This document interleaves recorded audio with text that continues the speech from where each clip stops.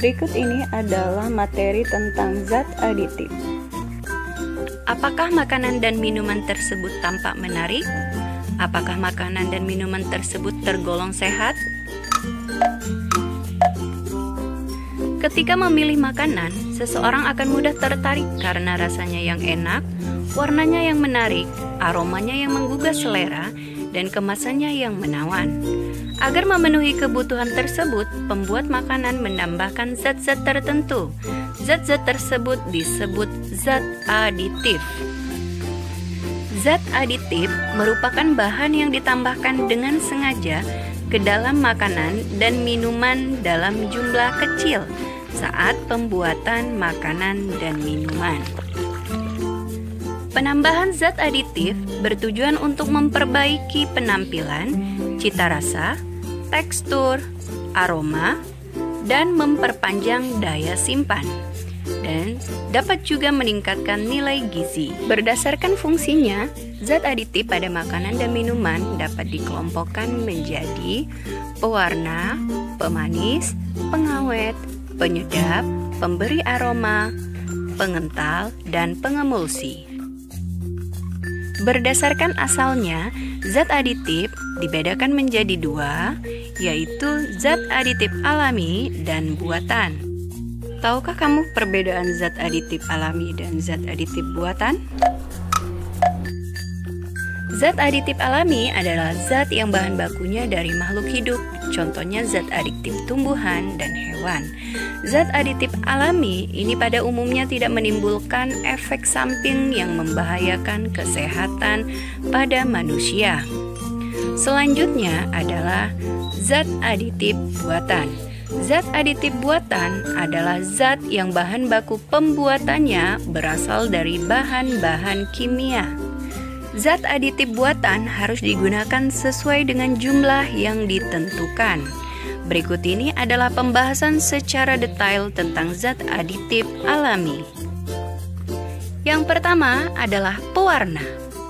Pewarna adalah bahan yang ditambahkan pada makanan atau minuman dengan tujuan untuk memperbaiki atau memberi warna pada makanan atau minuman agar menjadi menarik. Pewarna terbagi menjadi dua, pewarna alami dan pewarna buatan. Pewarna alami adalah pewarna yang dapat diperoleh dari alam, misalnya dari tumbuhan dan dari hewan. Pewarna alami memiliki keunggulan, lebih sehat, tidak ada efek samping, sedangkan kelemahannya adalah cenderung memberi rasa, aroma yang khas yang tidak diinginkan, warna mudah rusak, warna mudah pucat dan terbatas. Contoh-contoh dari pewarna alami, misalnya daun pandan, stroberi, buah naga, dan nanas. Selanjutnya, pewarna buatan. Pewarna buatan adalah pewarna yang diperoleh dari proses reaksi atau sintetis kimia menggunakan bahan yang berasal dari zat kimia sintetis. Pewarna sintetis ada yang dibuat dari khusus makanan dan ada juga untuk tekstil dan juga cat. Saat ini, sebagian besar orang lebih senang menggunakan pewarna buatan dibandingkan pewarna alami. Nah, ini dikarenakan pewarna buatan memiliki beberapa keunggulan. Yang pertama adalah harganya murah, praktis dalam penggunaan, warna lebih kuat, jenisnya banyak, warnanya tidak mudah rusak walaupun kena panas. Penggunaan bahan pewarna buatan untuk makanan dan minuman harus melalui pengujian yang ketat untuk kesehatan konsumen. Selanjutnya, pewarna yang telah melalui pengujian lab disebut permitted color atau certified color. Pewarna buatan yang tidak sesuai peruntukannya, misalnya pewarna tekstil dan cat, tidak diperuntukkan untuk makanan dan minuman. Contohnya antimoni, arsenik, barium, dan kadmium atau CD. 2. Pemanis. Pemanis merupakan bahan yang ditambahkan pada makanan atau minuman sehingga dapat menyebabkan rasa manis pada makanan atau minuman. Pemanis terbagi menjadi dua, yakni pemanis alami dan pemanis buatan. Pemanis alami adalah umumnya digunakan untuk membuat rasa manis pada makanan dan minuman. Contohnya gula pasir, aren, dan lontar. Pemanis buatan adalah pemanis yang dibuat melalui reaksi kimia tertentu sehingga dapat dihasilkan senyawa yang mempunyai rasa manis. Pemanis buatan dibuat dengan tujuan sebagai pengganti gula, contohnya siklamat, aspartam, dan sakarin. Ketiga, pengawet. Pengawet adalah zat aditif yang ditambahkan pada makanan atau minuman yang berfungsi untuk menghambat kerusakan makanan atau minuman. Kerusakan makanan dan minuman disebabkan oleh mikroorganisme yang tumbuh pada makanan dan minuman. Reaksi kimia lain juga dapat dicegah oleh adanya pengawet, antara lain pengasaman oksidasi, pencoklatan, dan reaksi enzimatis. Pengawetan dengan menggunakan bahan kimia disebut pengawetan buatan, sedangkan dengan bahan alami, contohnya pengasinan, pemanis. Metode lain yaitu pemanasan, pendinginan, pembekuan, pengasapan, pengeringan, dan penyinaran. Berikut ini adalah contoh dari pengawet, yakni adanya pengalengan, ada pengasapan, pendinginan. Yang keempat adalah penyedap. Penyedap makanan adalah bahan tambahan makanan yang digunakan untuk meningkatkan cita rasa pada makanan.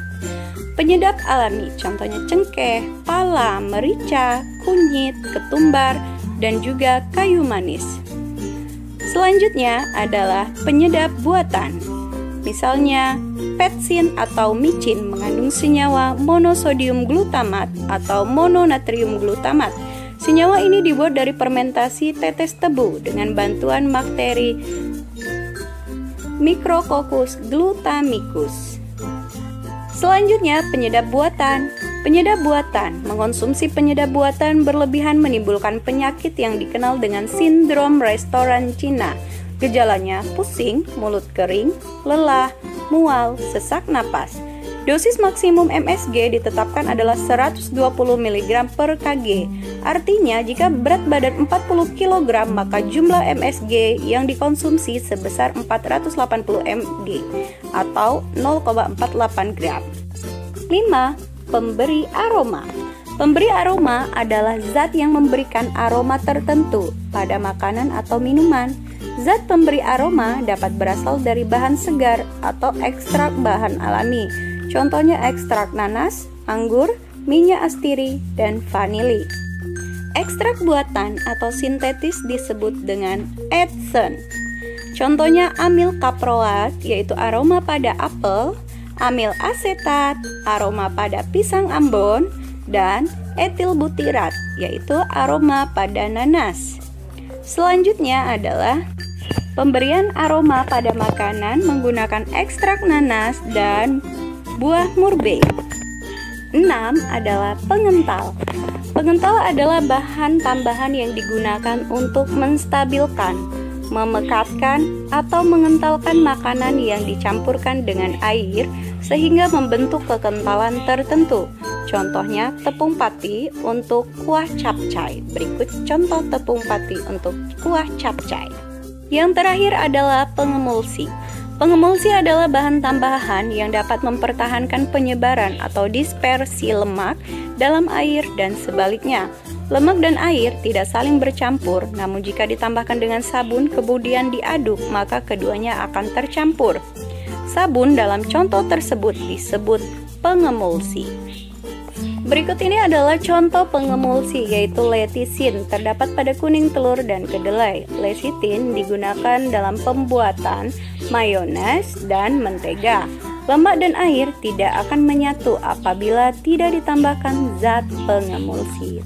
Next, part 2 tentang zat adiktif.